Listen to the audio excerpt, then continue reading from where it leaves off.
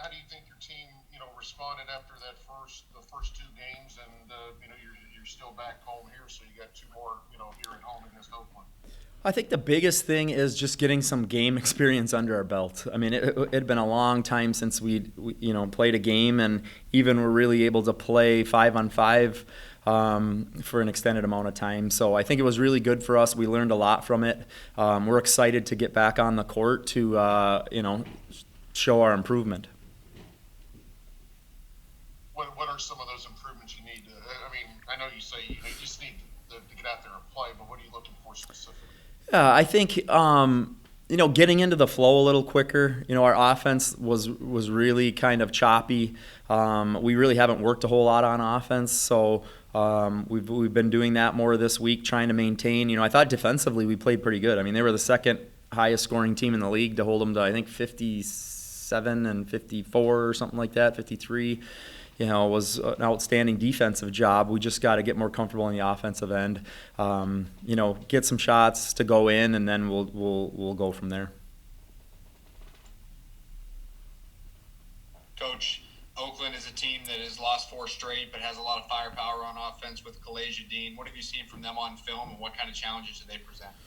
They're very good offensively. They put a lot of pressure on defensively. They'll full court press. They, pressure in the half court, deny in the half court. They're very physical. They can push it up. A lot of good shooters around Dean. So, just a very good all-around team.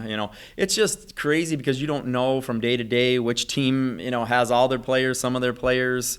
They didn't have a couple players last weekend, which really hurt them, a couple very good players. So, you just never know from week to week what team you're going to be actually going up against. Coach, football coaches say all the time they make their biggest improvements between games 1 and 2. Obviously, that's a little unfair because you guys played back-to-back. But week 1 to week 2, what's at the top of your checklist? I know you said getting better on the offensive end. I think it'll be interesting to see what happens. This weekend. I felt like we put ourselves in a position Friday for sure to win the game if we just take care of the basketball.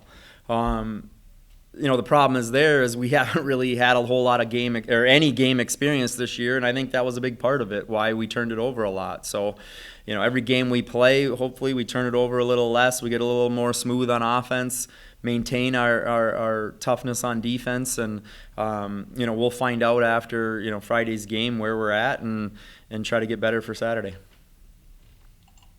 Coach, in terms of the rotation and players that see playing time, do you expect to cut that rotation down at all, make some changes or anything, or kind of stick to the same game plan? Again, even for the coaching staff, trying to get used to this, playing back-to-back days, Friday, Saturday. I've never really done that in my life. So a lot of other teams have had, 3-4 times doing that already this year, getting their substituting down and how they're going to try to save minutes and things like that. So we're trying to figure out that end of it too. We're pretty much going to do everything we can to win Friday and then go from there. If it takes a lot of players a lot of minutes, that's what we're going to do. And then hopefully, the players that didn't play a lot on Friday will have a big impact on Saturday. John, does that go into with the back-to-back, how much time you're spending on the practice court and that sort of thing right now? Oh, that's another thing. Yeah, I mean, we're trying to, in the position we're in, we have a lot to cover. We have a lot to catch up on, a lot to review, a lot to practice. And, going into, if you work extremely hard on all those things for 4 days going into Friday, I mean, you're shot for Friday and Saturday. So we're trying to work on as much as we can without tiring the players out and giving them enough rest so that we can go back-to-back days. I haven't seen anything from the league, but and I'm kind of surprised. I mean, can we expect fans this week, or is that something you're not sure of just yet? I mean, as far as I know, we won't have fans. I don't think we'll have fans. I think it'll be no fans until further notice. So my guess is no fans this year. I don't think until the curve gets going in the other way and really flattened out will they start allowing us to have fans. But and I think because it's the Horizon League's decision, so like our men's teams had some non-conference games where they've had fans, but the Horizon League is being trying to be very safe and play it more safe than the other way. So I would be surprised if they change their stance on having fans.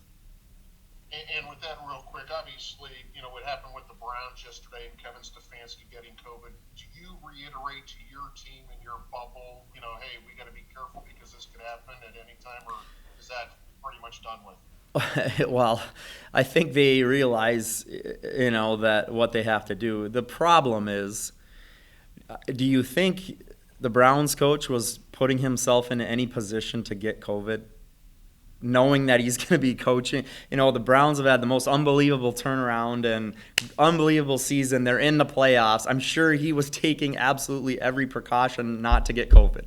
You know what I mean? Sometimes you can make all the right decisions and do all the right things, but you're getting it anyway. So, our players really, we try to have them do as much as they possibly can to stay safe and keep COVID free, but I don't know.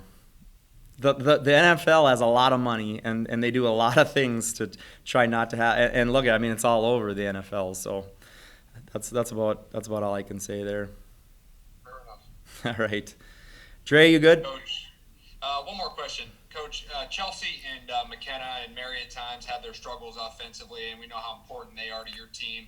Do you think they put a little bit too much pressure on themselves or anything like that? And what's your message to them, given how they are to your offense?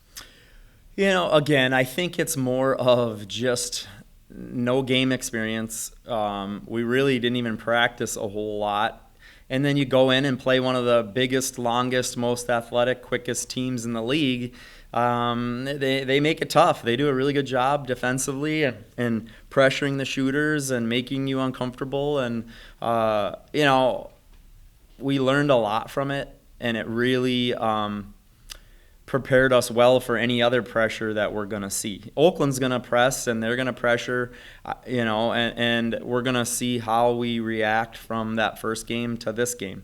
And then we're going to UIC, and UIC presses and pressures, and, so it's just one team after another. And we every game, I think we're going to get better and better and more used to it. And it's just unfortunate that we didn't have any games going into this conference season and missed our first 2 conference weekends, our first 4 conference games, and we just have to. I think they want to be in mid-season form overnight, and the coaching staff wants them to be in mid-season form overnight. It's just that's not how it works. I try to put it to them like this. Let's say this is a normal season. We're healthy. What if we took a month off and then decided to go play games? You know what I mean? That's not going to work. And we were forced into being quarantined and not being able to practice and work out and all that stuff. And it is what it is. We just have to realize it's not going to happen overnight, and we have to take it one day at a time and just try to get better each day.